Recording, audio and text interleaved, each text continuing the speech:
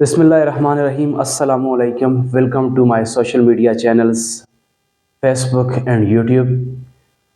آج کی کلاس میں بات کروں گا powers of Pakistani prime minister, وزیر اعظم کے اختیارات، وزیر اعظم کی ذمہ داریاں اور ان کے اختیارات کو آسانی سے سمجھیں گے۔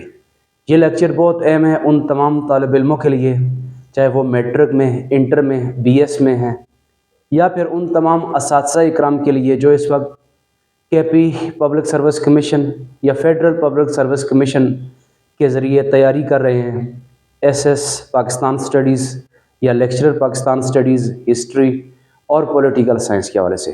تو اس تناظر میں یہ بہت اہم سوال ہے، آئیے جانتے ہیں۔ تو وزیر اعظم پاکستان کے اختیارات کو پڑھنے سے پہلے ہم اس کا ایک انٹروڈکشن لیں گے۔ اسلامی جمہوریہ پاکستان میں جو سٹرکچر آف گورنمنٹ ہے وہ وفاقی نظام حکومت ہے۔ 1973 کے کانسٹیٹیوشن کے مطابق وزیر اعظم Pakistan as C E O, chief executive officer Pakistan کی نمائندگی کرتا ہے، اور prime minister is the adviser of president of Pakistan. وزیر اعظم پاکستان بطور صدر کے مشیر اپنی خدمات آئینی طور پر سر انجام دیتا ہے، اور اس کے علاوہ وزیر اعظم پاکستان کو لیڈر آف نیشن، قومی قائد اور لیڈر آف ہاؤس بھی کہا جاتا ہے، کیونکہ پاکستان کی پارلیمنٹ کے لوور ہاؤس نیشنل اسمبلی میں وزیر اعظم پاکستان لیڈر آف ہاؤس کے طور پر پہچانا جاتا ہے۔ تو پاکستان کی جو سٹرکچر آف گورنمنٹ ہے، اس گورنمنٹ کے اندر پرائم منسٹر آف پاکستان از اے کی پرسن۔ وزیر اعظم پاکستان کو سب سے زیادہ مرکزی حیثیت حاصل ہے، اور پھر ہمارے آئین 73 اور پھر اس کی جو ترمیم 18 ہے، 18th امینڈمنٹ، اس کے بعد جو اختیارات ہیں وہ وزیر اعظم پاکستان استعمال کرتا ہے۔ تو اختیارات کو جاننے سے پہلے ہم وزیر اعظم پاکستان کی ڈیوٹیز اینڈ رسپانسبلٹیز دیکھتے ہیں۔ آسانی سے سمجھتے ہیں کہ وزیر اعظم پاکستان بنیادی طور پر اس کی ذمہ داری کیا ہے۔ ٹو میک امپورٹنٹ اناؤنسمنٹ، وزیر اعظم پاکستان تمام اہم اعلانات اور پیغامات جاری کرتا ہے۔ To make report to the president of Pakistan regarding the performance of the government, تو وزیر اعظم پاکستان حکومت کی کارکردگی کے حوالے سے صدر پاکستان کو باخبر رکھتا ہے۔ اور تیسری ذمہ داری ہے to report the president of Pakistan regarding the foreign policy of Pakistan, Pakistan کی خارجہ پالیسی کے حوالے سے بھی صدر پاکستان کو باخبر رکھتا ہے۔ تو سب سے پہلے آپ نے یہ سمجھنا ہے کہ these are the 3 basic duties or the responsibilities of Pakistani prime minister: to make important announcement, to report president of Pakistan regarding the government performance, and to report the president of Pakistan regarding the foreign policy of Pakistan. آگے بڑھتے ہیں۔ Question کا جو سب سے اہم حصہ ہے، that is authorities or the powers of Pakistani prime minister.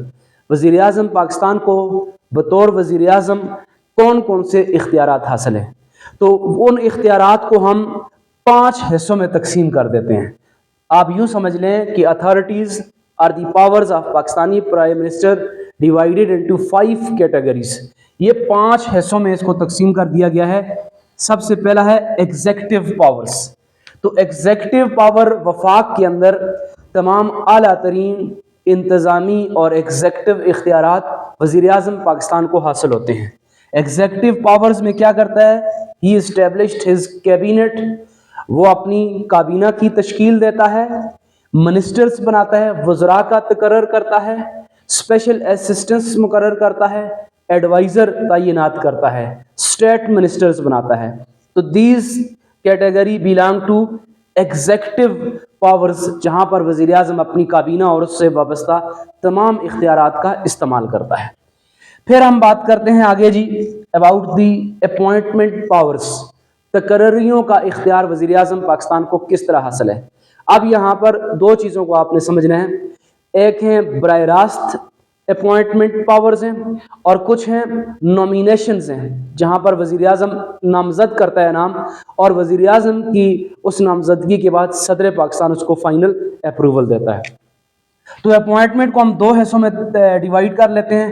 Appointment directly made by the prime minister of Pakistan. وہ کون کون سی ہیں جی؟ مثال کے طور پر جی chairman PIA، chairman PCB، governor state bank of Pakistan, DG director general FIA، attorney general of Pakistan.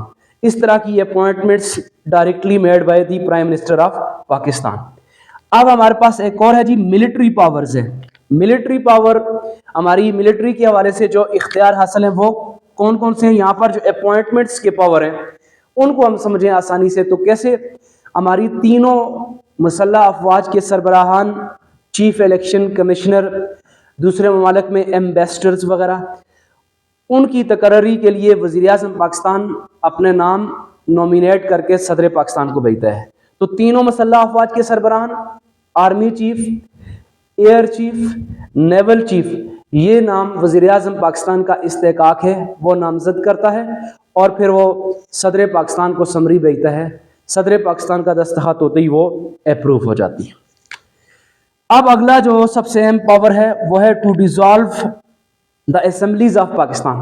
کہ پاکستان میں اگر اسمبلی کو تحلیل کرنے کی ضرورت پڑ جائے، کوئی ایسی صورتحال ہو جائے، سیاسی ابتری ہو جائے، بحران پیدا ہو جائے جہاں پر وزیر اعظم پاکستان کو لگے کہ یہ اسمبلی اب مزید قائم نہیں رہ سکتی، تو ایسی صورت میں وزیر اعظم پاکستان کانسٹیٹیوشن آف پاکستان کے 1973 کے آرٹیکل 58(1) کا اطلاق کرتے ہوئے قومی اسمبلی تحلیل کرنے کی سمری صدر پاکستان کو ارسال کرتا ہے اور صدر پاکستان پھر پاکستان کی قومی اسمبلی کو تحلیل کرنے کے مجاز ہوتے ہیں. پانچواں جو پوائنٹ ہے that is about the foreign policy of Pakistan. Pakistan کی خارجہ پالیسی کے حوالے سے کیا کیا اختیارات حاصل ہیں.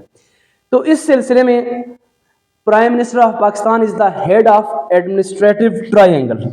پاکستان میں جو خارجہ پالیسی بنتی ہے اس کے لیے جو انتظامی تکون، جس میں وزیر اعظم پاکستان، PM، پھر president of Pakistan and army chief,